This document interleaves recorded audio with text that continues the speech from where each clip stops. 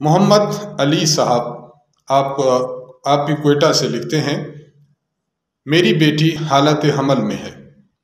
खामद ने उसे तलाक दे दी है और तलाक देकर ज़दकूब भी किया है और मेरे घर भेज दिया है।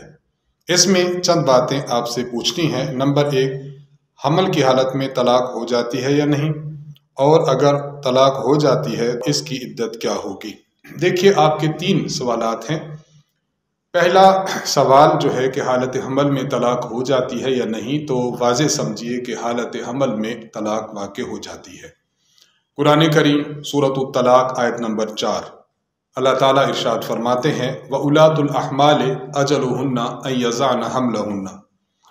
हामला औरत की इद्दत ये है कि वो वज़ा हमल कर ले, यानी जब ऐसी औरत जिसको हमल हो, अगर उसको खामद ने तलाक दी है तो उसकी इद्दत वज़ा हमल है, उसकी इद्दत बच्चे की डिलीवरी है। अगर खामद की तलाक के बाद बच्चा पैदा हो गया तो अब उसकी इद्दत मुकम्मल हो जाएगी। सूरत तलाक में हामला औरत की इद्दत को बयान करना इस बात की दलील है कि हालत हमल में तलाक वाक़े हो जाती है।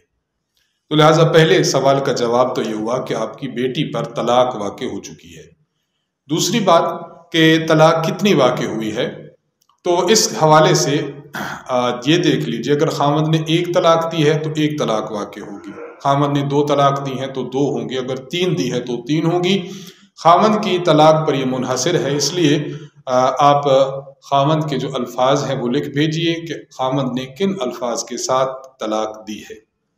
और तीसरी चीज़ कि इसकी इद्दत क्या होगी, ये अर्ज़ कर दी गई है कि जब डिलीवरी होगी, बच्चा पैदा होगा, तो फिर इस औरत की इद्दत ख़त्म हो जाएगी।